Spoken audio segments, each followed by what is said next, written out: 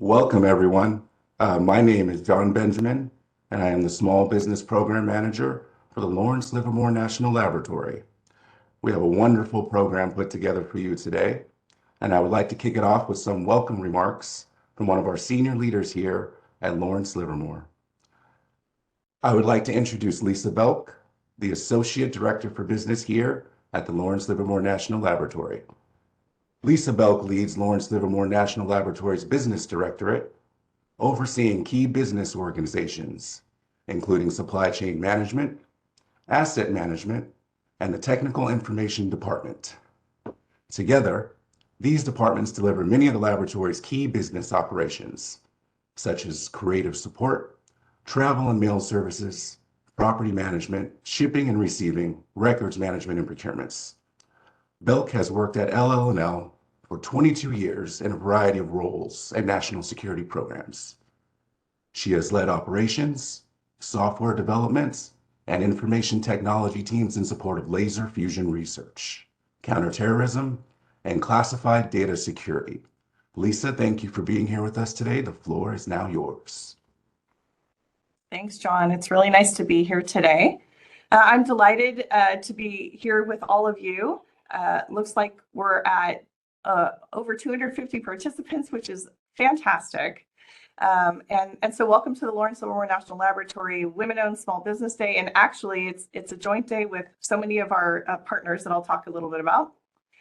John Benjamin and Jordan Clark from LLNL's Small Business Program, in collaboration with colleagues at the Office of Small and Disadvantaged Business Utilization, Sandia National Laboratories, Lawrence Berkeley National Laboratory, and the SLAC National Accelerator Laboratory have partnered very closely to put on today's events.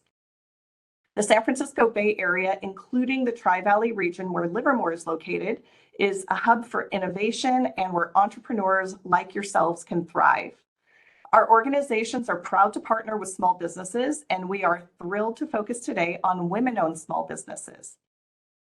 In my role as the Associate Director for Business at LLNL, I have a unique opportunity to champion small businesses in our procurements.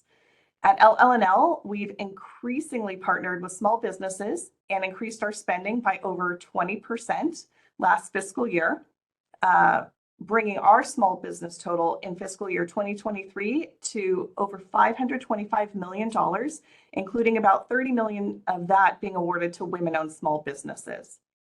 I personally would like to see that number increase, and I'm so glad that we can collaborate to help make that happen. LLNL also has a mentor protege program, with our most recent graduate from that program being a HubZone women-owned small business carpentry company from Stockton, California. We love seeing our protege small businesses graduate from our program and go on to secure new opportunities and contracts throughout the government complex. LLNL has seen a huge increase in our working population, which now stands at 9,300 employees. We've seen an influx of new building construction, substantial contributions for bringing technology to the commercial market, new computational capabilities and procurements in high-performance computing, leadership in advanced materials and manufacturing, and major scientific accomplishments, including groundbreaking fusion milestones on the world's largest and most energetic laser. Each of those accomplishments requires goods and services from our suppliers and industry partners. And if you're thinking that small businesses can't compete for roles in such major endeavors, please let me assure you that they absolutely do. For example, through a competitive bid process, a small business was selected last year as the best value for a construction subcontract for our upcoming telecommunications facility. In addition to competitive bid capabilities, we also have opportunities to expedite our contracting process with underrepresented socioeconomic small business groups, including women-owned small businesses, which makes it very desirable for our colleagues in the scientific programs to seek doing business with companies like yours. At LLNL, our mission is to enable U.S. security, global stability, and resilience by empowering multidisciplinary teams to pursue bold and innovative science and technology. We need a wide variety of goods and services to accomplish such bold missions and hope to partner with you and your companies to do so.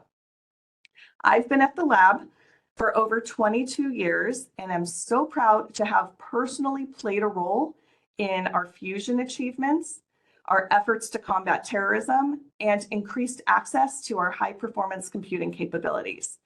I hope that when you do business with us, you also feel a sense of accomplishment in contributing to our nation's safety, security, and scientific grand challenges. And on that note, it's my pleasure to pass the baton back to LLNL's Small Business Program Manager, John Benjamin. Thanks for having me here, John. Thank you, Lisa, for the warm welcome. For those of you that are unfamiliar with the work of the laboratory, or for those of you that need a refresher, we have a short video to share with you that gives you a snapshot of the work being performed here. Let's go ahead and cue the video. It always starts with two words: what if? It's the question that brought us all here. What if we could ensure that the nuclear weapons in our stockpile are safe, secure, and effective without setting one off? We do that. What if we had a computer capable of more than 2 quintillion calculations? Yeah, that's a real number, in the time it takes to say 1 Mississippi. We have that. What if we could create a machine that builds specialized materials in different shapes? We built that. What if we could harness fusion, the process that drives the sun, in a lab setting to support national security and take important steps toward a clean energy future? We can, and we did. At Lawrence Livermore, we turn big ideas into reality. We protect our nation. We make the world a better place. We believe curiosity spurs innovation, and innovation turns into impact. In fact, our research on powerful lasers helped enable the newest tiny chips that let you watch this on a handheld device. Color-coding human DNA so we can identify mutations causing diseases like cancer. Combining AI with some of the most powerful supercomputers to find new therapeutics. Creating a first-of-its-kind climate research center to better understand the world around us so future generations can, too. When faced with the world's most complex problems, our diverse teams and partnerships make the impossible possible. And for us, impossible is just the beginning. We shape the future by anticipating new challenges. Because our what-ifs lead to what's next.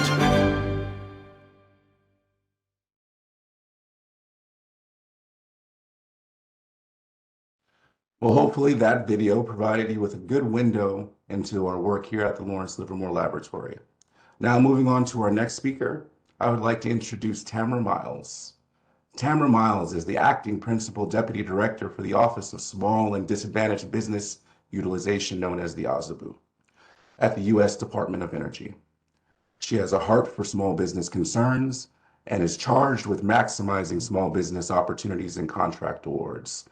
Prior to joining the OSDBU, Tamara served as the Assistant Director and Procurement Director at the DOE Environmental Management Consolidated Business Center, leading a team of 40 or more geographically dispersed contracting professionals in the acquisition and management of multi-billion-dollar environmental cleanup contracts nationwide. Tamara believes that teamwork, resiliency, and hard work are the cornerstones for success. Her favorite quote is, "Find the good and praise it," by Alex Haley. Tamara has nearly 25 years of acquisition experience and is Level 3 certified under the Federal Acquisition Certification Program in contracting. She attended the University of Cincinnati for undergraduate and graduate studies, earning a Bachelor of Business Administration degree with honors in finance and a Master of Business Administration degree. Tamara is married to a veteran of the U.S. Air Force, and they have 3 children. Tamara, thank you for being here today. The floor is now yours. Okay, and thank you so much, John. And good day to everyone. Hopefully you can see my presentation. And it's great to be with you all. This is the second time in 2 years that the OSDBU is involved in the WASB Opportunity Day here at the Lawrence Livermore National Laboratory. And it certainly is a pleasure to be with you here today. Got a few slides here I just want to go through to talk a little bit about the DOE Small Business Program and the OSDBU's role in its mission. Of course, the mission of the OSDBU is to maximize opportunities for small businesses in performing the DOE mission. The OSDBU is the agency's small business advocate, and we take that job very seriously. But we don't do it alone. We do it with a multitude of small business program managers, great small business program managers like John Benjamin here today, as well as others from the various laboratories that are participating. We are very much committed to providing useful information to small businesses to learn how to work with DOE. And it is through that commitment that we are creating opportunities for small businesses across the complex. Today, 1 in 4 procurement dollars is awarded to a small business, and that is considering both prime and subcontracting. So annually, DOE's procurement budget is between 40 and $45 billion. So about 25% of that is being awarded to small business. In FY23, the small business goal for prime was 17%, and the subcontracting goal was 49%. We have exceeded both of those goals, and the sum of spending with small businesses between prime and sub is about $12 billion. And that's divided with prime, which also includes first-tier M&O subcontracting, is calculated as prime. And that number was $10.4 billion of spending with prime, and then another $1.6 billion with subcontracting, non-M&O, lower tier. So certainly that is a lot of partnering with small businesses. We do believe that small businesses are the engine of ingenuity and innovation and creating jobs across the U.S. And we're very proud to contribute to the economy with performance of the DOE mission. This $12 billion in spending for FY23 does not include billions of dollars that is also going to small businesses through financial assistance, through recent legislation, such as the Bipartisan Infrastructure Law, as well as the Inflation Reduction Act. There's lots of spending with small businesses. But the DOE scorecard that we work with the SBA, the Small Business Administration on, the SBA scorecard only calculates procurement spending. So that's contracts and subcontracts. And through our efforts, our joint efforts with our contractor partners, we anticipate the DOE will earn an A grade for FY23 spending. And that scorecard is anticipated to go out early this year. Typically, the scorecard is released in the summer of the following year. And this year, it's planned to go out next month, actually. My understanding is that federal-wide spending is up for small businesses, and we're wanting to announce that sooner rather than later. So we're very excited about that. And just to kind of delve into the numbers a little bit further as far as FY23 socioeconomic spending. The OSDBU is very much in support of the DOE Equity Action Plan, and that Equity Action Plan is hyper-focused on diversifying and making the supplier base more resilient, and that means bringing on new entrants. It means bringing on more socioeconomic small businesses. And this chart gives you a picture of the prime and the subcontract spending for the last 3 years. And really, as you can see from total spend in the 2 categories and then going across all 4 of the socioeconomic categories, there is an uptick across the board overall. When looking at WASB spending, we are still chasing that 5% goal of federal spend for WASBs. We're at 4.5 in FY23, and that spending for prime at 4.5% equates to $2 billion, that's billion with a B, that was awarded to women-owned small businesses in FY23 for Prime, which of course, again, includes first-tier subcontracts with their managing and operating contractors. As far as subcontracting spend, it was about 16% of spend of the subcontracting base, removing the M&O spend, and that was another $500 million of spend to women-owned small businesses. So in total, $2.5 billion in FY23 across the agency and our major partners with awarding contracts and subcontracts to women-owned small businesses. And that's in high for energy, and we're really proud of that. So in terms of where these dollars are going, you know, DOE buys everything from paper clips to working with NNSA buying helicopters. So we really buy everything from soup to nuts. It's all across the board. The next two slides here provides the top 10 NAICS codes in terms of where we're buying and working with women-owned small business. This first chart here is for federal spending. So it's our contracting officers awarding the contracts for administrative and general management support, remediation services, construction, engineering, you know, and then gets into some of the IT-related, computer-related services and design services. And it's similar for M&O spend. In terms of, you see construction there again, computer-related services. They've got more manufacturing, electrical wiring installation. So it's really across the board in terms of areas where small businesses owned by women are contributing to our mission. In terms of FY24, we are off to a great start in spending. In fact, for first quarter, I know that our numbers were up from last quarter in terms of spending across the board for Prime. And so we are certainly on a good pace to have similar numbers for FY24 as we had for FY23. In terms of the goals did not change from FY23 to FY24 for Prime, the total 17%, or the total for subcontracting at 49%. There were some changes within the socioeconomic categories, namely the small disadvantaged business category, which includes the 8A program. It went from 7% to 8.15%. And then the service disabled veteran-owned category went up from 3% to 5% for FY24. So I just wanted to talk a little bit about OSDBU's major initiatives for this year. We have 5 of them, and one is near and dear to my heart as I am leading an activity along with senior acquisition folks in NNSA as well as DOE headquarters to develop a brand new acquisition forecast platform.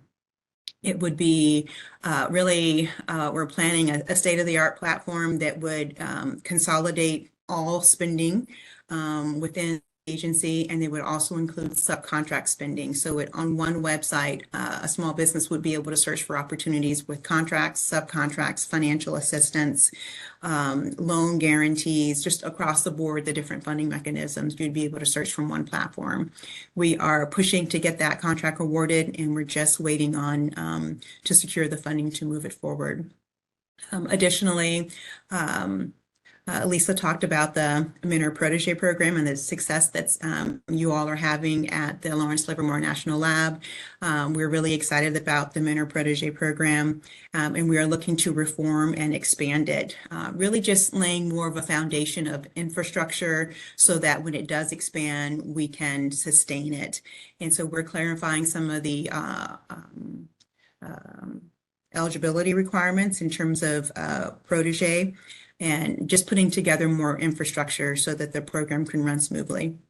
Those efforts are to culminate at the end of the calendar year. So certainly more will be forthcoming in terms of the improvements to the MPP program. And we're also planning to partner with the Sandia National Laboratory in August to host a an MP forum, and many of those improvements will be outlined at that forum, and there'll be opportunities for existing proteges and potential proteges to connect with our major contractors that serve as mentors. Additionally, we are increasing our small business opportunity days with the national laboratories. Today is one example of us supporting these events where we are encouraging and bringing small business to the requirement, to the laboratories, so that they can understand more about what is being bought and what mission is being executed to see how they can engage. Additionally, we have established 2 advisory boards, one for the Service Disabled Veteran Owned and another for Hub Zone. These are 2 goaling areas that in DOE's history, we have never met the goal in these 2 areas. And so we have put together a group of stakeholders, both internal and external, to devise strategies on how we not only meet but exceed these goals into the future. And we're really excited about the input that's going into that and what the output would be in the years to come. And then finally, we have our annual Small Business Forum and Expo. In a slide from now, I'll talk a little bit more about that, where it's going to be this year. But we're looking to certainly bolster that activity, make more opportunities for networking and for small businesses to really get a return on their investment in attending that conference. So really excited about the Forum and Expo. Just wanted to touch on where you can find opportunities now. I certainly talked about we're looking to overhaul this website. On the right side of the screen is a screenshot of how the forecast looks currently on the OSDBU website. Basically, we have a series of links that you can go to find opportunities, but there's multiple links. In the new website, it'll be under a single platform that'll be searchable instead of having to navigate through multiple links. But we do have a link to all of the DOE upcoming opportunities, as well as the financial assistance opportunities are housed on a singular site. And then there's links to all of our major contractor partners on the webpage as well, where you can navigate to their individual web pages, or procurement pages rather. So I just want to talk a little bit further about subcontracting, for the fact that subcontracting represents about 80% of small business spend within the agency. So if you're following the money, and I certainly recommend that you do, is that small businesses would seek out subcontract opportunities. All of our major prime contractors are required to have a small business subcontracting plans in their contracts, and that is if they're not a small business already. And so there are goals for each of the socioeconomic categories. It's very much monitored in terms of their performance. Wanted to also note that each of our major contractor partners have their separate databases that you need to register separately for, so that you can have access to opportunities. Certainly, if I were a small business, I would be familiar with the SCMC, that's the Supply Chain Management Center. It's an outfit out at our Kansas City plant that really services all NNSA and all EM major contractor sites. So they consolidate the spend, they aggregate the spend from all of those various sites and put together commodity agreements for use by all of the sites, as well as other acquisition tools. So registering with the SCMC is definitely recommended if you're wanting to support the agency, where you can become a vendor there and support multiple sites through that.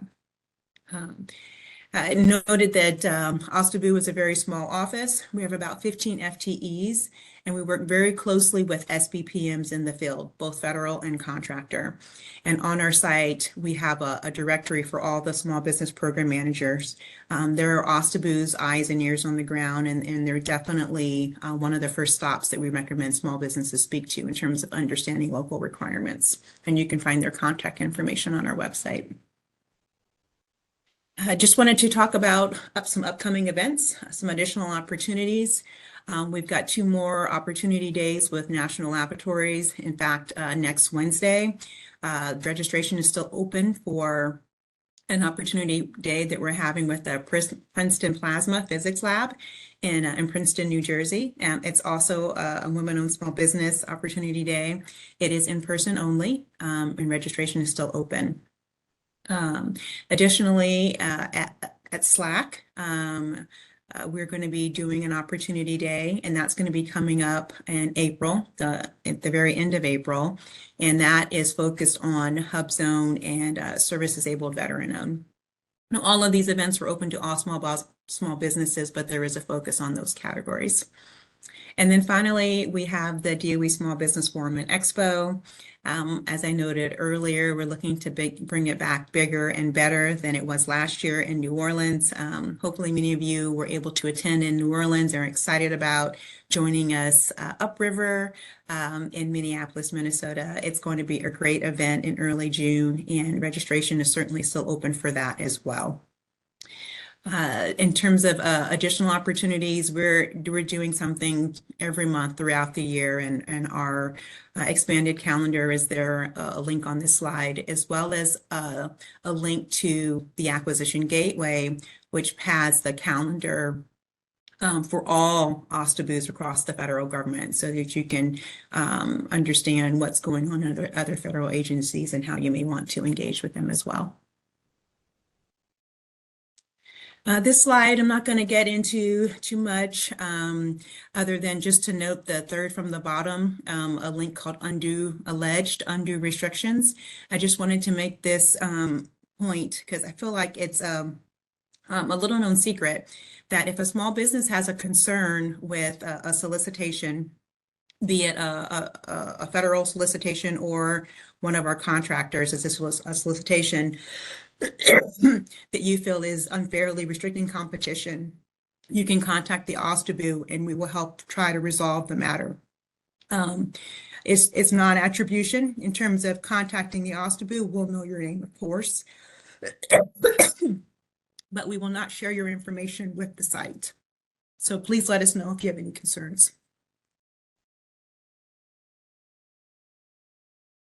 And then lastly, here's our contact information. We have a program manager for each of the categories, and you're welcome to reach out to us at any time, and we'll be happy to answer your questions and provide the best support we can for you in terms of seeking work with the Department of Energy. And with that, I'll turn it back over to John. Thank you, Tamara. We appreciate you being here representing the OSDBU, and also we appreciate your continued support of the small business community in our lab's work. Thank you. Really appreciate you. I would now like to introduce our next speaker, Nancy Mangold. Nancy Mangold is the Executive Director for the East Bay Small Business Development Center that assisted 1,700 small businesses in the East Bay in 2023. Dr. Mangold was a professor at Cal State East Bay for 38 years and an interim dean for the College of Business and Economics in 2021 and 2022. She received several professional awards and recognitions, including academic fellow appointments at the U.S. Securities and Exchange Commission in 2009 and Cal State East Bay's Outstanding Professor Award in 2013. Her commitment to assist small business to recover and thrive from the pandemic led her to apply for SBDC grants from the Small Business Administration to start the East Bay SBDC in 2022. She also received grants from Alameda County, City of Hayward, City of San Leandro, and City of Antioch to assist small businesses. Her work at the East Bay SBDC has delivered significant economic impact for the East Bay region. Thank you, Nancy, for joining us today. The floor is now yours. Thank you, John, for the introduction. I'm Nancy Mangold from the East Bay Small Business Development Center. I would like to share with you the East Bay Small Business SBDC services to small businesses here.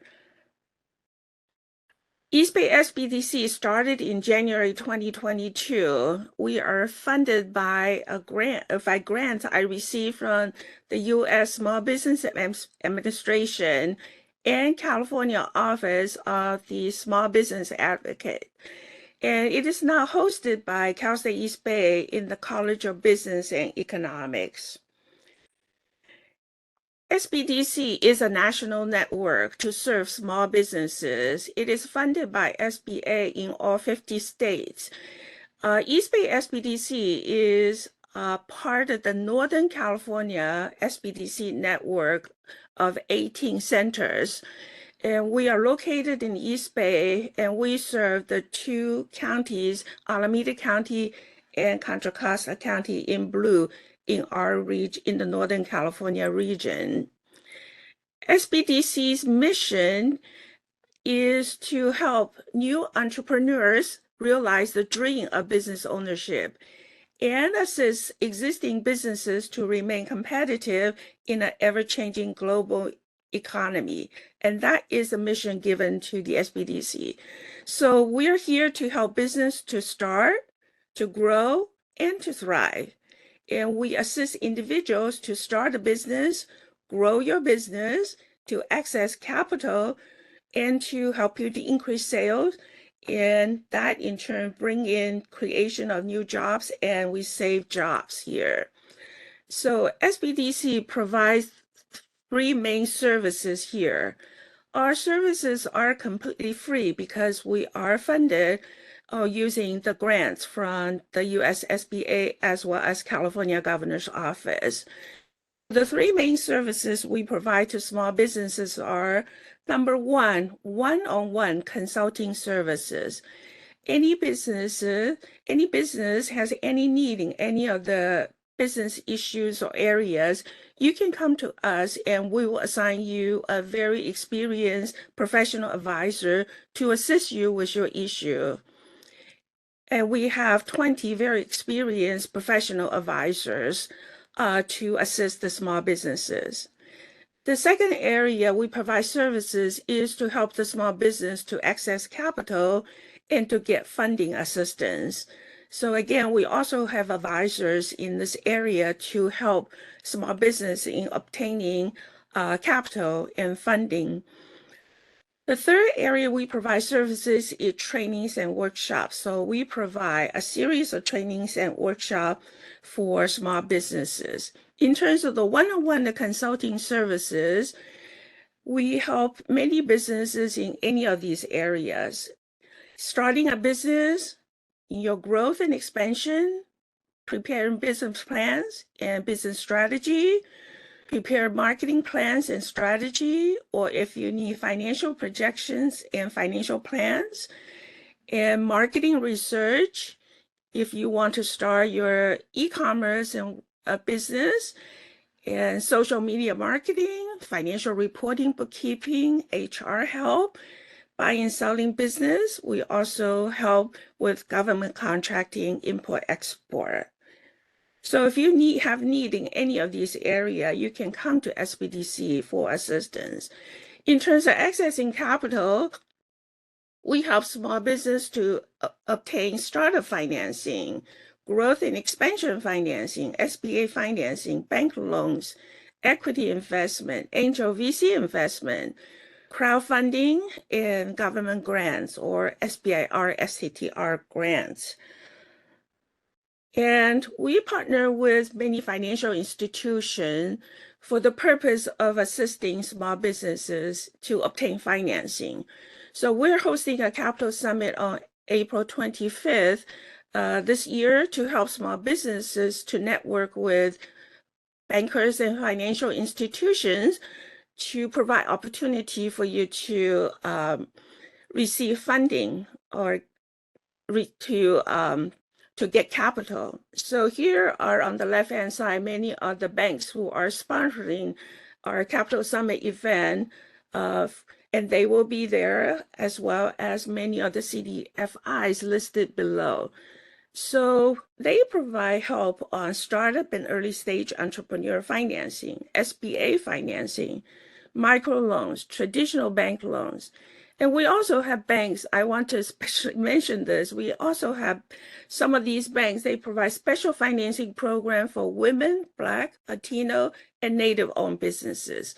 So if you're in this category, we do have banks have special programs to assist these owners. And we also provide help with equity financing, purchase order financing, and some of the grants. And we provide training programs in many different areas. Right now, we're doing the one on raising capital for small businesses. We also have how to start a business, entrepreneurship training, preparing business plans, digital and social media marketing, e-commerce, website development for e-commerce, financial reporting, bringing selling business. So we have different training programs to help the small business. Here's an example of what we're providing right now. We have a series of 10 workshops on raising capital for small business. We started this in February, and that will have startup financing, early stage entrepreneurs, bank financing.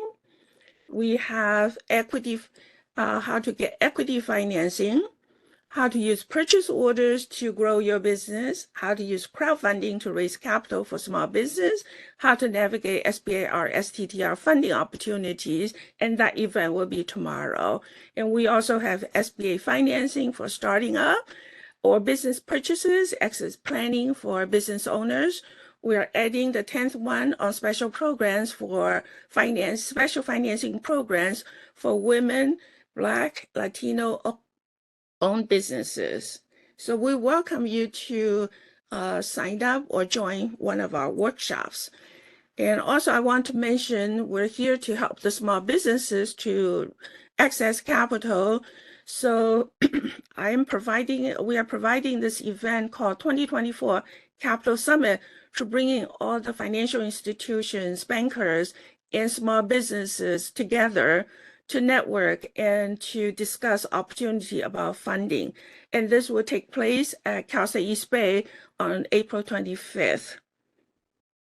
So we welcome you, if you're seeking capital, and we welcome you to join our event. We will bring together the SBA director in San Francisco and to share about the SBA financing for small businesses. We also have deputy director from governor's office to discuss the grant opportunities for small businesses. We also have panels to discuss the different types of funding for different stages of businesses. And on our website, you can find our upcoming workshops and events on the left-hand side. This is on our homepage in the middle. So we have, right now we're running a series of raising capital for small business. And on April 25th, we have the Capital Summit. Also in cooperation with Alameda County, we'll provide a lot of full entrepreneur training academy programs. And that will be throughout spring in terms of fundamental, intermediate, Spanish speaking, as well as small business workshops. And I also want to mention, we actually go out to many cities to provide individual one-on-one advising to small businesses. Right now, we're in the city of Concord every Monday in the City Hall. We are also in the city of San Leandro. In April, we'll be in Alameda, and several other cities are planned in coming. So take advantage of these opportunities if you would like to have one-on-one advising. So with all our effort in 2022, we have provided economic impact for our area. In 2022, we served 1,100 clients. We helped 52 new businesses to get started. We helped these businesses to create 140 jobs. We also helped these businesses to obtain $137 million in loans and equity, help them to increase their sales by almost $9 million. In 2023, we served 1,700 business clients, helped 54 new businesses to get started, and help them create jobs, and help them to obtain loans and raise equity for $35 million. So I'm very pleased that we are helping to create economic impact on the East Bay region. So here's our contact information. You can go to our website and click the sign up button on the top, and that will, you can sign up for our services. Here are also phone numbers and my email address if you'd like to contact us to obtain services. Thank you. And with that, I would like to turn it back to John. Thank you for being here with us today, Nancy. I encourage our participants to reach out to Nancy or their local Small Business Development Center for government contracting support. Just a bit of business before we move to our next speaker. We will be emailing the slides out to all of our participants. We also will be gathering all questions asked in the Q&A and providing written responses to all the participants here. So ask your questions in the Q&A. We have someone gathering those questions. We will send a written response to everyone, and everyone will receive the slides. Okay, so moving on. I would like to introduce our next speaker, Svetlana Lee. Svetlana Lee leads Lawrence Livermore National Laboratories Supply Chain Management Department in the Business Directorate. She provides leadership, direction, and oversight in the management of the laboratory's purchasing system that sees a total annual spend of over $1 billion. In this role, she is responsible for a wide variety of institutional procurement functions that support all programmatic and scientific missions across the laboratory. Lee has been at LLNL for over 16 years. In her previous role, she led the SCM policy group, where she managed key components of Lawrence Livermore National Laboratories purchasing system, bringing expertise in federal regulations, contracting, and small business program initiatives. Her expertise is sought by sites across the Department of Energy Enterprise, and she evaluates other sites' purchasing systems as a member of the DOE Procurement Evaluation and Reengineering Team, or PERT team, steering committee. Svetlana, thank you for being here today. The floor is now yours. Good morning, and thank you, John, for inviting me to be part of this event, especially as the nation celebrates Women's History Month. Jordan, if you can advance to the next slide.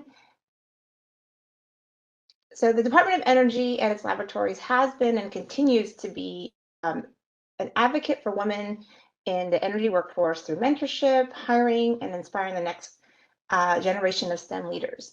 So women have played a vital role in DOE's history, starting with contributions in the Manhattan Project and eventually serving in key leadership roles in the department.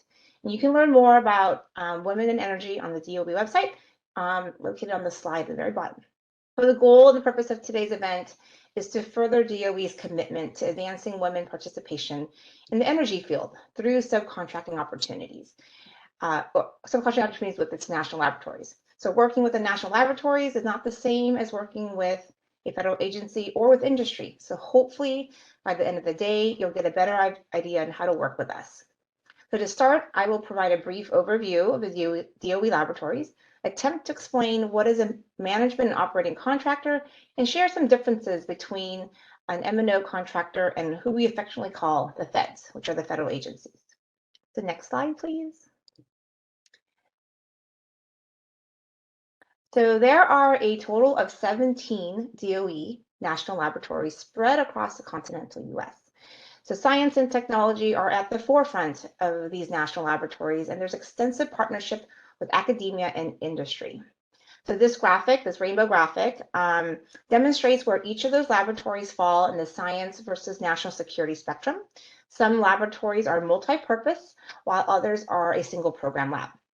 So all but one of these laboratories are federally funded research and development centers, also known as FFRDCs, and are government-owned and contractor operated, also known as GOCO. And we'll kind of remember that term because we're going to use that in the next slide. So the 4 laboratories that are represented today are multi-purpose science and national security laboratories. We have Lawrence Livermore National Laboratory and Sandia National Laboratory, which are from the National Nuclear Securities Administration Complex. And we have Lawrence Berkeley National Laboratory and the SLAC National Accelerator Laboratory, which are from the Office of Science Complex. So these 4 national laboratories have collectively spent over $170 million on women-owned small businesses last fiscal year. Each laboratory has its own mission areas, and you'll get a chance to learn more about each of them later this morning. So we are very fortunate to have 4 out of the 17 national laboratories within a 60-mile radius in the San Francisco Bay Area. That's a lot of brain power and business opportunities concentrated in a relatively small area. And as Lisa mentioned earlier, the San Francisco Bay Area is a hub for innovation, and this is a perfect place where small businesses like yours can thrive. Next slide, please. So for this slide, I'm going to talk about what is a management and operating contractor, an M&O contractor. So previous slide, I mentioned the term GOCO, government owned and contractor operated. So Lawrence Livermore National Laboratories, as well as the other 3 laboratories, are owned by the US government. However, its operations, maintenance, and support is run by a prime contractor on behalf of the government. That prime contractor is known as a management and operating M&O contractor. So this construct is unique to the Department of Energy, and its history stems back to World War II. There's about 8 to 10 pages of history on the M&O contract that I'll condense pretty much into one sentence. The purpose of the M&O contract is to rely on industries, technical, managerial, business, and scientific expertise to carry out DOE's unique and varied mission. So notice it's the emphasis on industry versus government. And as a result, this creates a special relationship between the Department of Energy and the contractor that really can't be found outside of DOE. So in other words, we're pretty special. But what does that mean for you small business owners? So next slide, please. So the good news is that being special can be a good thing for our small business partners. So this graphic highlights some of the similarities and differences between an M&O contractor and the federal government and contracting with the federal government. So one, M&Os have an approved purchasing system that's based on commercial best practices. The US government, on the other hand, strictly follows the practices outlined in the federal acquisition regulations. Why is this a good thing? Well, has anyone seen the federal acquisition regulations? It's a book about this thick. You can see how thick that is. So luckily, we're not bound by all the regulations in this book. As a result, if you are working with an M&O, you'll see more streamlined contracting processes, less regulatory requirements that will be flowed down to you. So second, M&O issues commercial contracts, subcontracts, and while the government issues federal contracts. So this is somewhat tied to the first characteristic in that in an M&O subcontract, you'll see simpler terms, less terms and conditions, and overall less requirements. So that's another advantage for small businesses when you're working with an M&O contractor. Third is that is where to find the opportunities. So M&Os opportunities are right now site specific. Feds have a one-stop shop opportunities page. So this is where the one area where the M&Os actually don't have an advantage because each of our small businesses will have to go to the sites to find opportunities. However, as Tamara mentioned earlier, the Department of Energy Office of Disadvantaged Business Utilization is working on an initiative to create a one-stop shop that will include M&O subcontracting opportunities. And last, this is a characteristic that we have in common with our federal counterparts, is that we're all stewards of taxpayers' dollars. This is, and regardless of the contract, whether it's a subcontract or a prime contract, the laboratories are still spending taxpayer dollars, which means there are still strings attached to those dollars. So it's not a free-for-all, and M&Os are still subject to the same government audits and oversight as a federal agency. So as a result of that, you'll see in your contracts that there are audits and record-keeping requirements, and that we are subject to some of the same pricing requirements as our federal counterparts. But overall, I think I could say that the M&Os have a slight edge over our federal counterparts. But once DOE OSDBU gets those opportunity sites set up, we'll definitely give the M&Os a bigger advantage and hopefully increase opportunities for our small business community. So the key takeaway is that when you're working with an M&O subcontract or under an M&O subcontract, it's important to understand that it's different than a federal contract and that you need to read the solicitation and subcontract documents carefully and ask questions if you're uncertain. Don't make any assumptions, especially if you're used to working in the federal space. So in conclusion, the M&O community is a great place to grow your business and get your feet wet before entering into the federal contracting world. Each of the laboratories have excellent small business resources, and the DOE OSDBU is committed to making subcontracting easier for the small business community. John, that's the end of my presentation, and hand it back to you. Svetlana, thank you for that overview. I just want to thank you personally for always being there to support my work. So thank you. I appreciate that. You are welcome. Thank you. In the next part of our program, I am excited to have 4 national laboratories in attendance here to talk to you about how they do business, their upcoming opportunities. And first to present is Nicole Colley. Nicole is a small business program manager for the Stanford Linear Accelerator Center, also known as SLAC. Nicole, thank you very much for being here today. The floor is now yours. Thank you, John. Let me share my screen.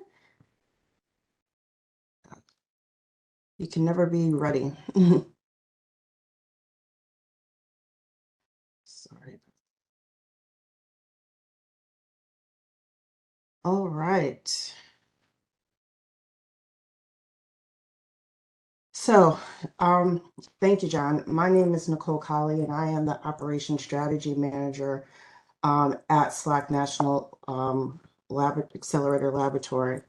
And I am going to do my best to provide you with opportunities at SLAC, give you a brief overview of SLAC, our small business program, share some of our successes, and how to partner with SLAC, and go through finding opportunities, and then walk you through some specific upcoming SLAC opportunities. So it's already been shared about many of the national labs, and just as SLAC is one of 17, but I did just want to share briefly a beautiful picture of our campus. We are nestled on Stanford property, so even though it's owned by the federal government, as Svetlana shared with you, it sits on Stanford land. And our key focus areas, I would say, are one of our main features at SLAC is our 2-mile-long particle accelerator, which is the backbone of our lab. We are a multi-purpose lab, and that accelerator provides the world's biggest X-rays for our revolutionary X-ray laser, the linear coherent light source. So in essence, I'm sure like many small business supplier diversity programs, SLAC is no different. It's an extension of our commitment to diversity, equity, inclusion through our support of our communities in which we live and work by providing those equitable opportunities to compete, which, and it's been shared throughout the hour. By having equitable opportunities, it helps to drive down costs while increasing innovation. And we really want that at SLAC to help us with our mission to help solve real world problems and advance the interests of the nation. So our small business results and our goals for fiscal year 24. And you'll see throughout my presentation, our fiscal year, just to make sure we're all on the same playing field, is October to September 30th, October 1 to September 30th. So that's the frame for which these numbers are shared. So you'll see our targets for fiscal year 23. Our small business target is 50%. And the socioeconomic concerns of small women owned, just to focus on that for a minute, was 5%. And when you look at our actual spend for that fiscal year, or actual spend, you see that we actually exceeded our small business target considerably by 70.39% was the target that we hit, or the actual, I should say, which is 20% over our target. And that's actually a 13% increase from our actuals the previous fiscal year. You will see, however, that we did not hit our small women-owned business target. Our target was 5%, and we only achieved a 2.98% in spend with small women-owned businesses, or awards small women-owned businesses. And we're really looking to correct that and adjust that, where we actually exceed our target for fiscal year 24. And then you'll also see, and one of the reasons why we are hosting, one of my drivers for wanting to partner with OSDBU to host a Hub Zone and Service Disabled Veteran Small Business Opportunity Day, is so that we can really, in this fiscal year, focus on Hub Zones, so we can work with the DOE to actually hit the Hub Zone target. And one of the other things you'll notice from a small business perspective and our commitment to supporting the small businesses in our area is to we've increased our veteran-owned small business and service-disabled veteran small business target. Those targets in fiscal year 23 were 2% and 1% respectively, and you can see that those have increased to 4% and 3%. Our strategies for this year is to increase our set-asides to small businesses, to make sure that we are reaching out to small businesses like yourself that were in the community, attending forums, expos, and conferences, and webinars similar to today. And education, not just educating you, the small business, on how to do business with an M&O subcontractor, specifically SLAC, but also educating our stakeholders within SLAC to make sure they understand that SLAC does put small business first, and that they understand for their particular directorate or department, if you're not familiar with the M&O structure or the lab structure, what their small business spend is, and help them identify areas where they can increase their small business. And just to build upon that a little bit further, where we are currently as of Q1 for fiscal year 24. Again, Q1 fiscal 24 is October 1 through 12/31. We're already exceeding our target at 72.62%. That's a mouthful. With our actual dollars being 18.6 million of small business awards. And that equates to actually subcontracting with 211 different small businesses. And where we fall within the women-owned small business, you can see we have made a concerted effort to kind of correct or upend what the fiscal year 23 had for us in terms of being able to award contracts to women-owned small businesses, and we're already exceeding our target with over 2 million in subcontract awards, and reaching out to 32 different, meaning unique suppliers that we've awarded subcontracts to. So please continue to work with us.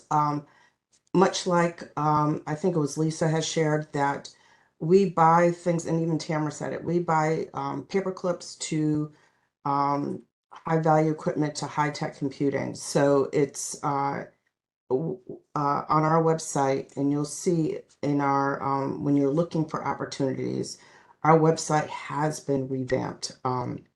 Hopefully you'll find that it provides you with rich information on how to find where we're going to be presenting and sharing opportunities.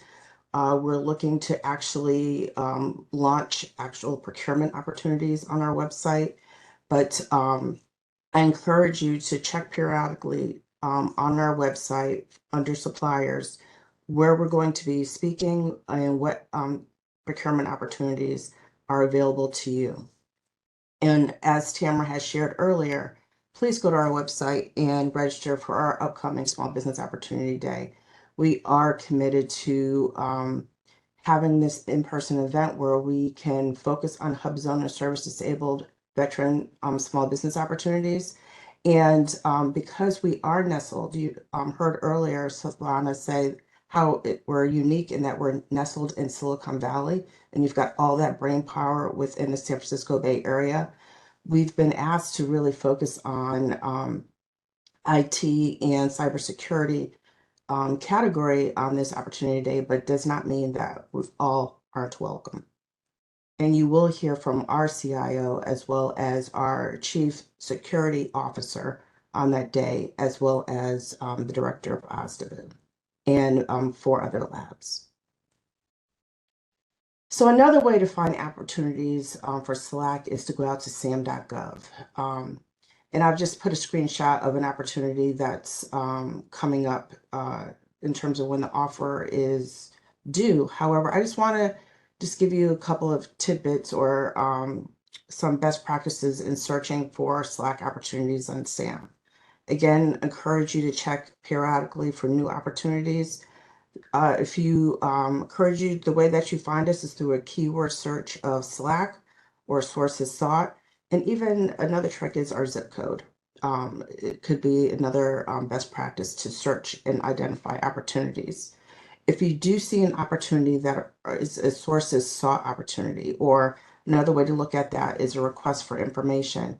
Please respond to that sources sought if, in fact, that draft RFP that's posted is something that is within your core competency or you feel as though you can meet those requirements.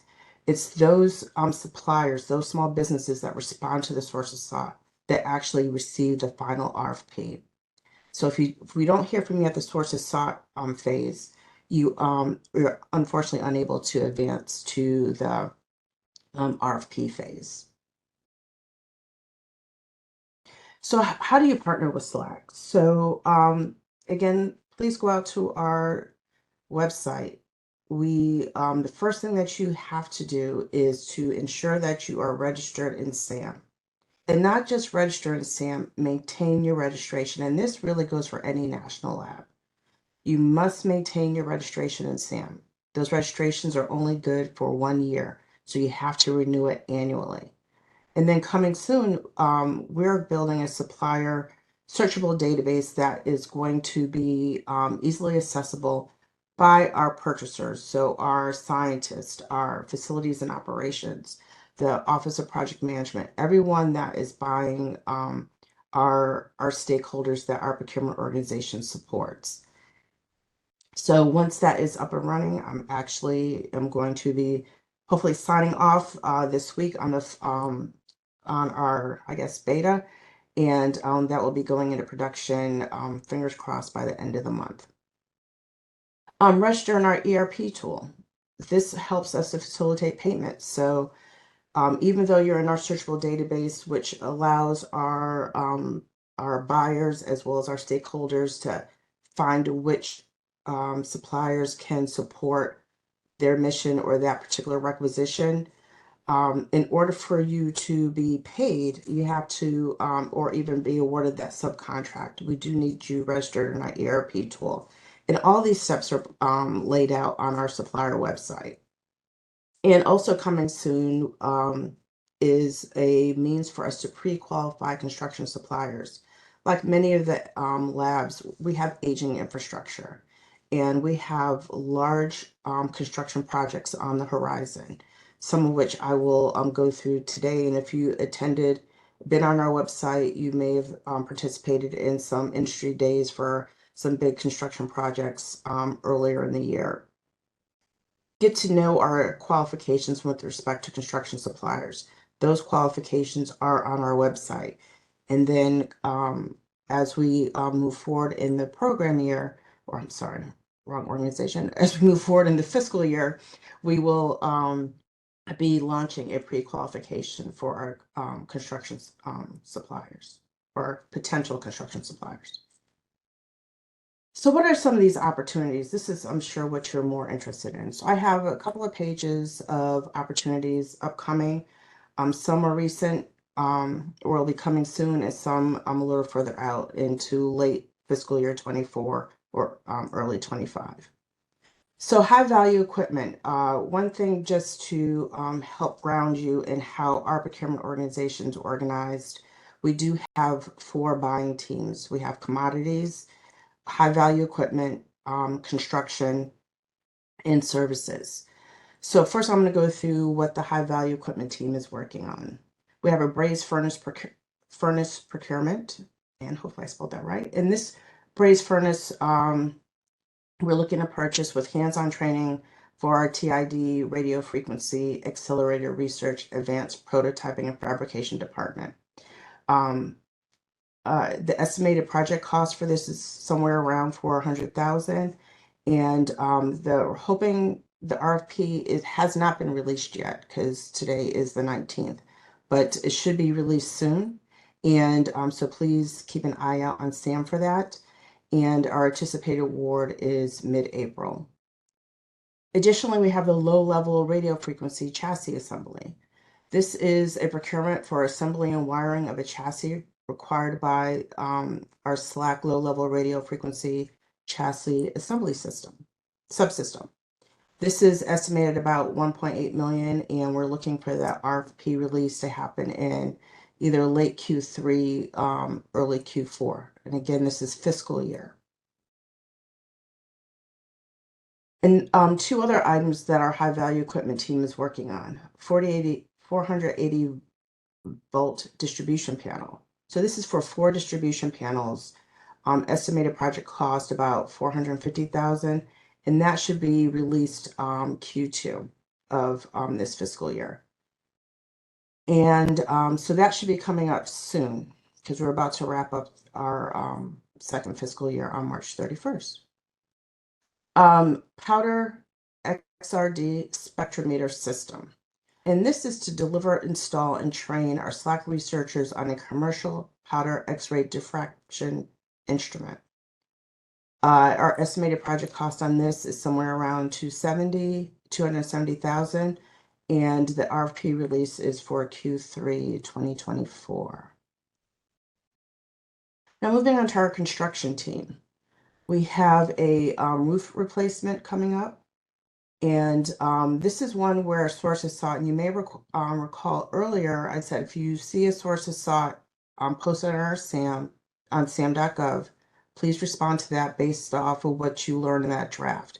Because it's those companies, those small businesses that will receive the final RFP. So that sources sought should be coming up any day now, really, late March, early April. I was actually told 1 to 2 weeks. And so once we receive the results of that sources sought, that's when, after we've qualified the suppliers, the RFP, final RFP will release to those qualified suppliers in April 2024. Many of you may have heard me talk at previous opportunities like this about our cryo module repair and maintenance facility construction. We're looking to build the construction of a building and infrastructure for our cryo module repair and maintenance facility. So this is a project that's design build, and we're looking for an RFP release in 2025 with award to come November 2025.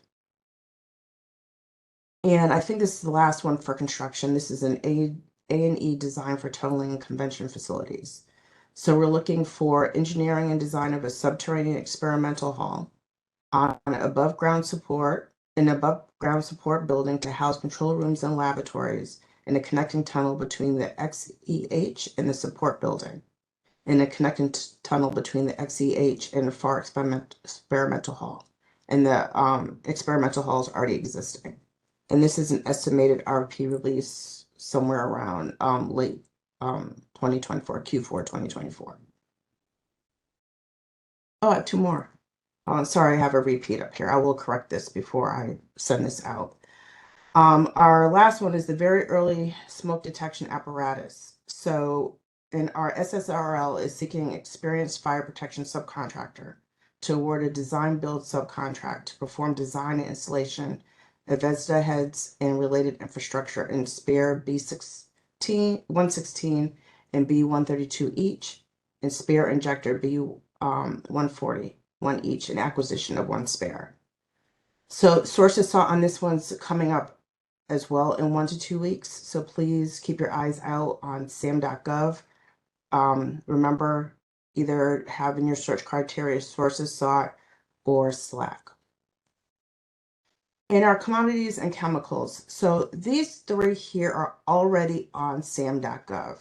I just wanted to bring them to your attention in the event one of our women-owned businesses, small businesses that's on today, actually, this is within your core competency. This is within your wheelhouse.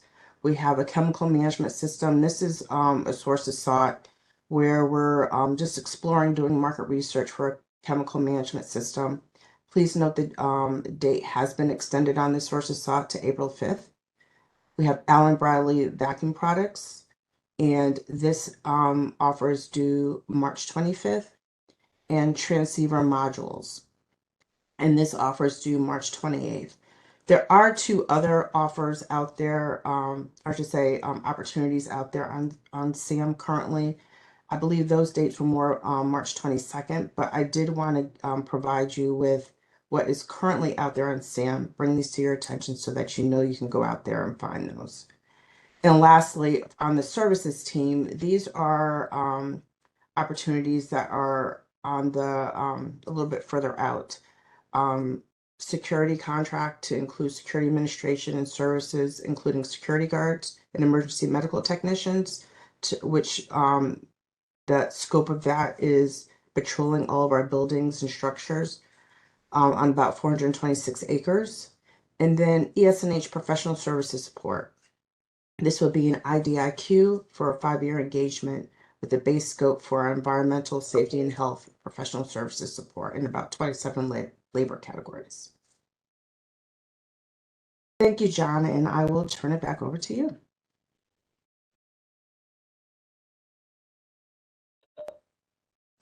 Thank you, Nicole. Next, I would like to introduce Philip McCants. Philip is the Small Business Program Manager for the Lawrence Berkeley Laboratory. Philip, thank you for being here today. The floor is now yours. Thank you, John, and thank you all for attending this morning. I'll go ahead and share my screen here. So, as John mentioned, I am the Small Business Liaison Officer with the Lawrence Berkeley National Lab. And today I'm going to give a macro view of the Berkeley Lab Small Business Program and some upcoming opportunities.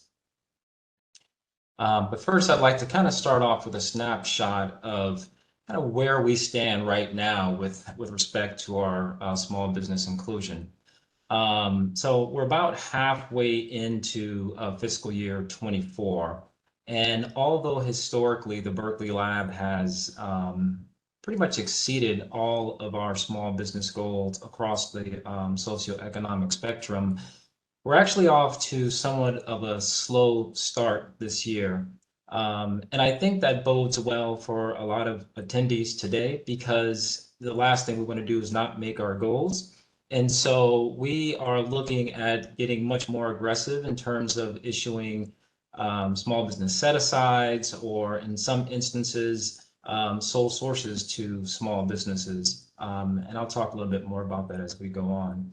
But as you can see right now, again, pretty much across the board, with, I guess, the exception of HubZone, where we're just barely meeting it, we need a little help. So, yeah, and I'll tell you how you can help us here in a All right, so getting started with LLNL is pretty much the same as getting started with other national laboratories. We want you to start off by registering in sam.gov. And that does a couple of things. First and foremost, it is a requirement that we have in terms of awarding subcontracts. You know, you have to be registered in SAM. But the other thing too is, you know, when you get familiar with, when you get incorporated into sam.gov, and I believe Nicole just talked a little bit about this, that's where a lot of opportunities get posted. So although we at the Berkeley Lab, we post some things on our website, we also we also create a pool of potential offerers through those who register with us. But if all else fails, then we will rely on posting the broader requirements onto sam.gov. So I highly recommend and suggest that you start there. If you go into the Berkeley Lab's website, particularly the small business page, there's a lot of useful information there. And there's a couple of links here. You know, one is just about becoming a supplier to the Berkeley Lab, where you could look at what the subcontract terms and conditions are or will be in advance, which I always recommend, because if you are the Berkeley Lab in particular, but you know, national laboratories in general, it's a great way to just kind of be aware of the environment that you're stepping into. And so we put all our terms and conditions on for the various subcontract types on our website, so you know exactly what you will be asked to comply with. As far as registering with us, that's the bottom link. And the thing I want to say about that, which is very important, is as the Small Business Liaison Officer, if I had my way, everything would be a small business set aside. And so what we typically do is when there's a requirement that comes forth, I always go to our supplier registry, and I actually try to build a pool of offerers just based on who has registered with us. And so when we have an ample number of small businesses that appear that they could fulfill the requirements of a particular NAICS code or particular procurement, then there's a pretty good chance that that will end up as a small business set aside. So again, register with us as soon as you can. And with that, I could just go to the next slide here. Sorry. Okay. I mentioned a little bit about opportunities that we post on our website, and that's our forecasting page. I will tell you that it's not perfect. We have not yet revamped that page.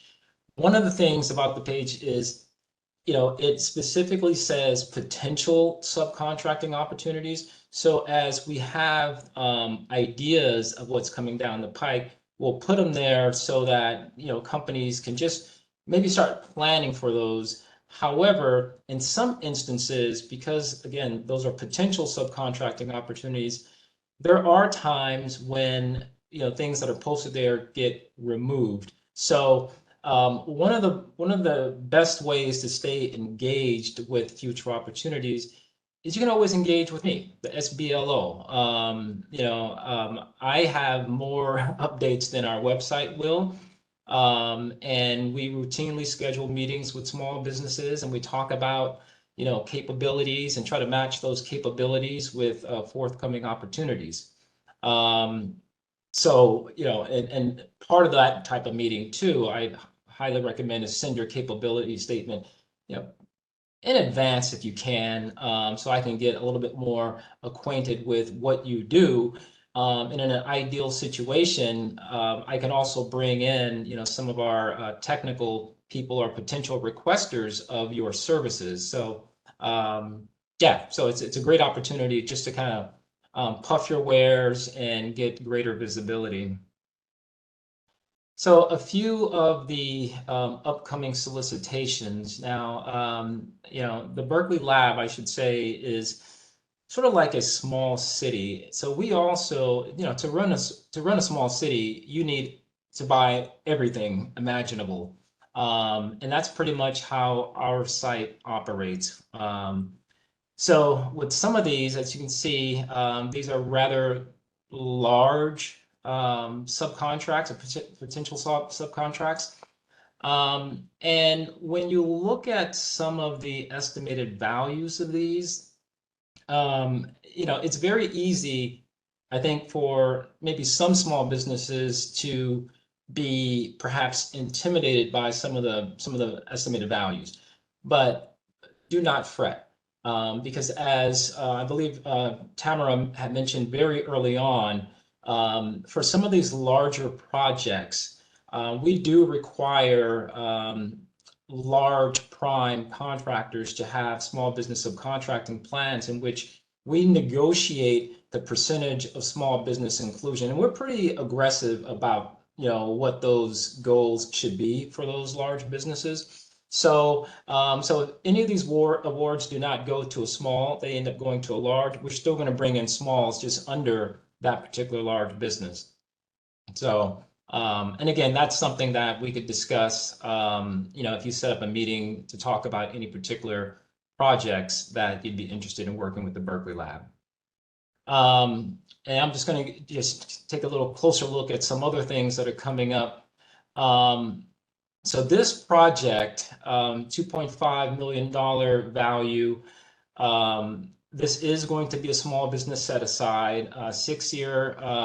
We're looking at it, it's going to be awarded as either a 5 or 6 year term. That part has not been completely decided yet, but we are going to be releasing this. Initially, it was going to be in January. Now it's going to be in April. So if you provide goods or you provide services under this particular NAICS code, please be on the lookout for this. And more importantly, reach out to me directly so we can start making sure that you are in the queue to receive the RFP. Another upcoming solicitation. So this is our project controls services, 5-year term. The current subcontract has just expired. I'm sorry, it expires in 2025. But this is an opportunity to start just sort of strategizing if you're interested in this work. There will be a pre-proposal conference, and we haven't mapped out the specific date for that yet. But again, that's something that we'll post on our website. And it's also something that, if you engage with me, I'll be sure to share that information, or just kind of, pry that information from our technical team. But it's a great opportunity to meet those who are responsible for issuing the contract, the technical representatives, and just getting as acquainted with this particular opportunity as possible. So this summer, the RFP is anticipated to be released. It is a small business set aside as well. So once again, if this is in your wheelhouse, then please touch base with me as soon as you can, because I want to get you in the queue. And again, I want to go back to just some construction projects that we have that's forthcoming. Our linear asset modernization project. This actually got pushed back. So these dates, or these estimated release times, these are not up to date. And so I will also update these prior to these slides going out. But we're looking at the next couple of months to get these out on the street. And again, these are some very high value construction projects. And we are going to be very aggressive in working with these particular, most likely large construction firms that will be vying for this, to ensure that there's maximum opportunities for small businesses to get on board through the small business subcontracting plans. Okay, so again, this was a macro view. I do highly recommend that you get a micro view by setting up a meeting with me. We can discuss over Zoom any opportunities that you're interested in, and any other details or questions that you might have about Lawrence Berkeley National Lab. And with that, I am going to pass it back to John. Thank you, Philip. So next, I would like to introduce Leonardo Valencia. Leo is a supplier diversity advocate for Sandia National Laboratory. Hey, Leo, thanks for being here today. I haven't seen you in a while. I'm glad that you can make it here. The floor is now yours. Yeah, thank you, John. It's a pleasure to see you guys again. Hopefully you guys can hear me loud and clear. Awesome, great, thank you. So I'm gonna go ahead and share my screen, folks. Give me just 1 second. Sure, I thought I had this down. Here we go, screen to perfect. Let me share my presentation. So yeah, hi everyone. Again, my name is Leo Valencia. I'm with Sandia National Labs out in Albuquerque, New Mexico. I first of all want to thank John and Jordan for hosting this event. I know a lot of work goes into hosting these type of events in person and virtual. So thank you guys for having us. I'm going to go through my slides. So we have Zach Michelson here. He is our new small business program manager at Sandia. He's been in the role for about 6 months now, but I think he's been at Sandia for just over 7 years.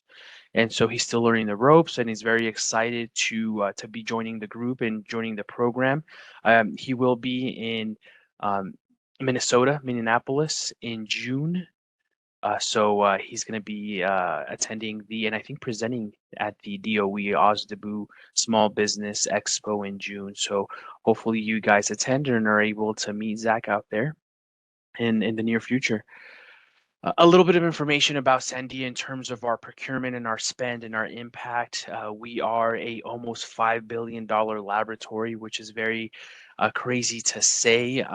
We did break a record in terms of our spend this last fiscal year, FY23. Our total expenditures were just over $4.7 billion. A good chunk of that did come out of labor, $2.8 billion. We do have about 90% of our employees that sit in Albuquerque, New Mexico, about 8 to 9 that sit out in Livermore, California, and then the rest of them sit out in different satellite sites, just out in Alaska, in Hawaii, in Nevada, different test sites. So our main hub is in Albuquerque, New Mexico. We did spend. Leo, really quick, we can't see your screen. You can't see my screen. Oh, that's not good. Thank you for letting me know. Let me see. I actually have to hit share. So thank you. Sorry about that. Good. Thank you, Jordan. So you didn't get to see Zach. So let me go back to Zach. That's Zach Michelson, our small business program manager. Again, hopefully you can see him in June. And now can you see my slides? We're good? I'm assuming so. All Yes, right. you're good. Perfect. Thank you. And so again, a little bit of our spend breakdown. We did spend $1.7 billion in subcontracting related payments. So these are all subcontracts that we awarded. Everything's contractual, right? So we did, pay and ended up in our suppliers' pockets.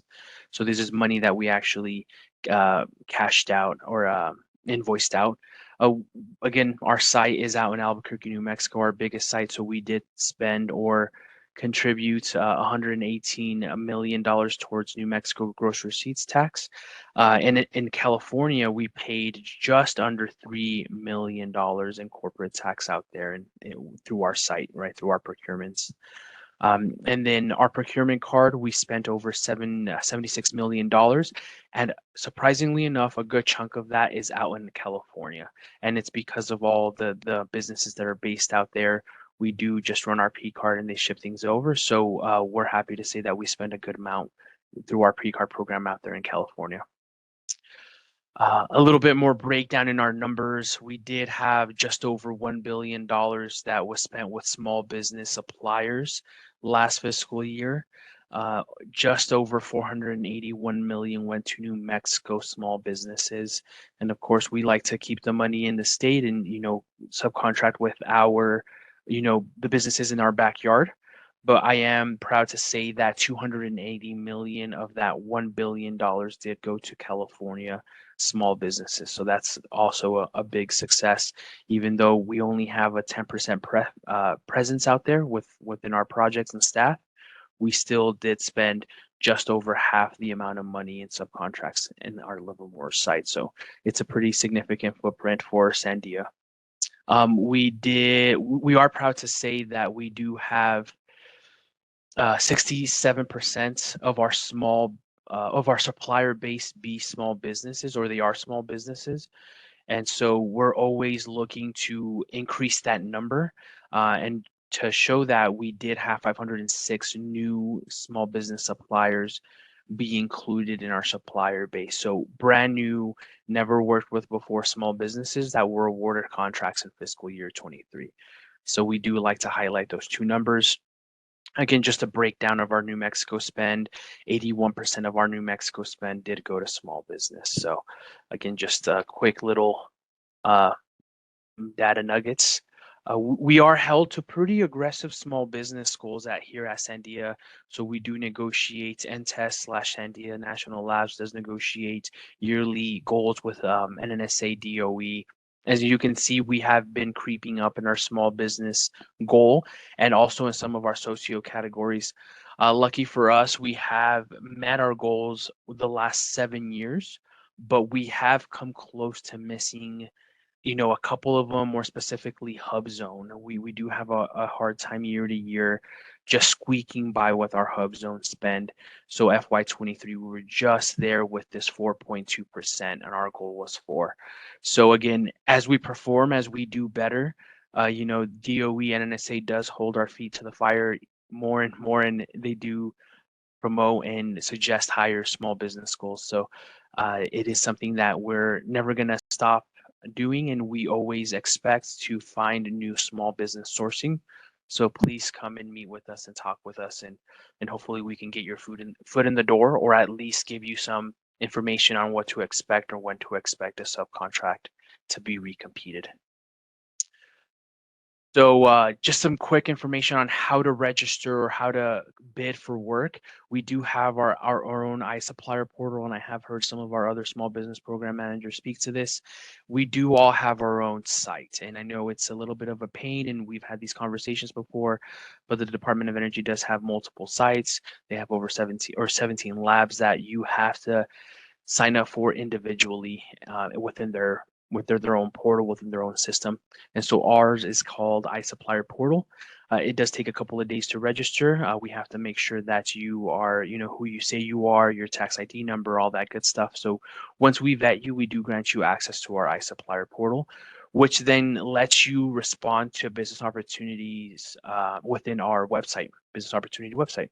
So we do post things on there that we're looking to compete. And so you want to be registered an iSupplier before you can bid on anything within our site. You are also able to subscribe for notifications, which has been a more recent thing that we're able to improve on within our system. And so you will be able to subscribe for email notifications. So instead of having you or one of your folks visit our website maybe every day or every other day or every third day, you're able to receive notifications every time something gets posted to our website. You are then able to filter down on specific NAICS codes that you would like to receive notifications on. So that's a really nice little improvement we've made. We also want to take this time to highlight our own events. On May 2nd, out in Albuquerque, New Mexico, we do plan to partner with some of our regional and national laboratories to come in and be here for this half-day event in May. But we do also partner with local chambers and then local resource organizations, your Apex accelerators, and organizations of that nature, so that they can come and be in one place and have our small businesses get the biggest bang for their buck. So if you are interested in attending the forum or the fair, the opportunities fair, please reach out to supplier@sandia.gov and we will get you registered. It is a free event, so we do expect it to fill up pretty quickly. I think we have a cap of 300 or 350 people based on the venue, so please reach out and express your interest if you're interested in attending. We do have monthly one-on-one engagements that we not only do we like to attend events right in different regions of the country, but we also understand that sometimes our businesses cannot travel or just don't have the resources or just caught up in other events. And so we do have virtual one-on-ones that we host monthly. Same, please reach out to supplier@sandia.gov and we'll schedule you some time with one of our advocates, whether it's myself, Patricia Brown, Megan Weaver, or our newest addition, Brandia Buzelman. They will be more than happy to go over some of our processes, some of our events, and some of our upcoming opportunities. Let me go over, well, here's the good stuff, right? Here's our projections and some of the work that's coming down the pipeline. Just like Phil and Nicole mentioned earlier, we do have a lot of construction coming, a lot of capital line items is what we're calling them. We have a lot of, deteriorating facilities, a lot of aged buildings out here in Kirtland Air Force Base where we sit in. And so we do have a lot of big construction projects coming down the pipeline within the next year or two. The money did get pushed back a little further, so we're not expecting anything this year, but maybe in FY25 and forward. But until then, here are some opportunities for you to bid on work across all of our sites, whether it be Hawaii. In Kauai, we have some construction services out there that are required. We also have some services here in New Mexico. We have our Sandia's recognition program, SERP, that's being recompeted now as we speak. So it's on our business opportunity website. But we also have quite a bit of opportunities out in California. We have some custodial services that are required, some window cleaning services that are required, and some door repair and emergency services that might be required. So if you're interested in those opportunities, they will be posted within this next calendar year. I know that's a big window, but we are looking to refine the statement of work and to recompete it. And so it does take, months to get that process rolling. So please make sure to register in our iSupplier. And if you can, take a screenshot of this slide. That way you guys can have the opportunities listed. And so I do have a link to our business opportunity website, and I am going to share my browser. And so this is what our business opportunity website looks like. So we have all of them listed by NAICS code. So again, it determines whether you have the capabilities to perform within that arena or if it's within your market. But we also have a little bit of a description, the type of posting, whether it's an RFQ, a sources sought, things of that nature. And I think that one of the most important columns I like to highlight is the competition type. So we do like to compete amongst small businesses first. And so we push our buyers to either only include small businesses or only include them first. And then if we can't find 2 or more small businesses that can perform the work, we will open it up to full and open competitive solicitation. So here's just an example. I did have this SERP one on my list in my slide. And so if you click on the ID number, it's actually a link. It will go into the more detailed information, the NAICS code we're using, the performance of work, the type of posting that we have. Not only that, it also covers the statement of work and then the mandatory requirements that we have for that specific solicitation. So again, in order to respond to this, you have to be registered in our iSupplier portal. And it does take a couple of days, so please don't wait until the last minute or until you see something posted on our website that you're interested in. Try to register as soon as you can so that when that posting does come up, you can immediately respond to it. Let me go back to my slides, and I think I have to go to the beginning. And so that's our link. But we also, my contact information, come and meet with us. Feel free to reach out to me with any questions. Here's my direct email and my direct phone line. You can reach out to me. I am hybrid, 2 days in the office and 2 days from home. So if you leave me a voicemail, I do get them in my Outlook. So I'll be more than happy to follow up with you guys. I think I'm at time or close to it. So John, back to you. And thank you again for having us. Thank you, Leo. I really appreciate you being here today. So last but not least, I would like to introduce our last speaker, Jordan Clark. Jordan is a business analyst that supports the Lawrence Livermore National Lab Small Business Program Office. Jordan, thank you for being here today. The floor is now yours. Thank you, John. Even before I begin, I do want to just say thank you to everyone for attending our webinar.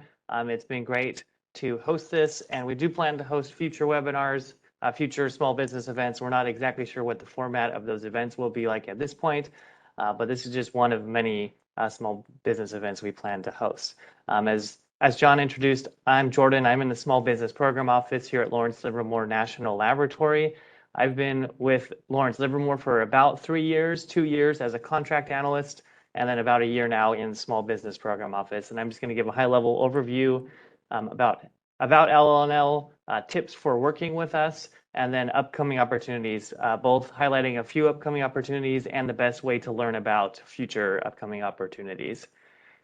So Lawrence Livermore National Laboratory is located in the San Francisco Bay Area. We're kind of on the very edge of the Bay Area, but we still claim to be part of the Bay Area. And we actually have 2 different sites. Our main site is 1 square mile in Livermore, and then we have a separate site that's out in the hills that is dedicated to testing explosives. Last year in FY 2023, fiscal year 23, we had a $3.3 billion operating budget, and about 1.2 billion of that was done through procurement spend, so procuring goods and services. We have about 9,300 employees, and that makes us one of the Bay Area's largest employers. This is our socioeconomic spend goals, or our small business goals for fiscal year 2024. These goals are similar to our goals for 2023.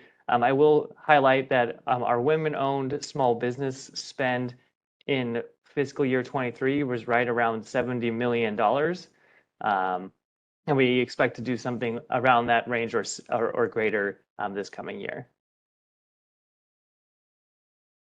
To help contextualize what we buy, it's good to think about Lawrence Livermore Lab as a small city.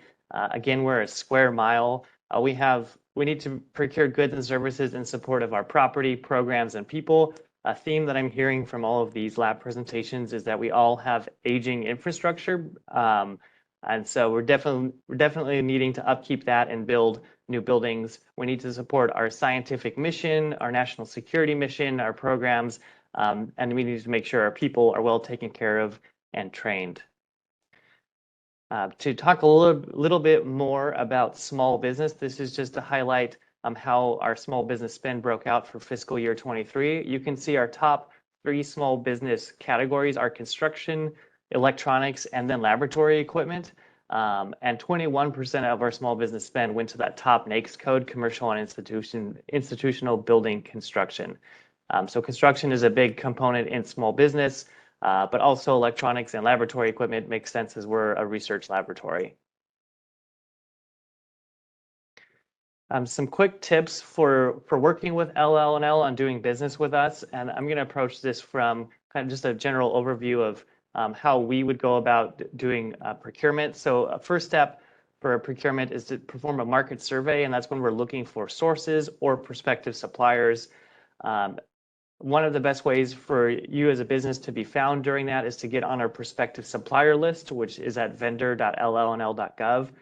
We also do post some opportunities via sources sought or requests for information in sam.gov, and talk about upcoming opportunities during industry days or events like this one.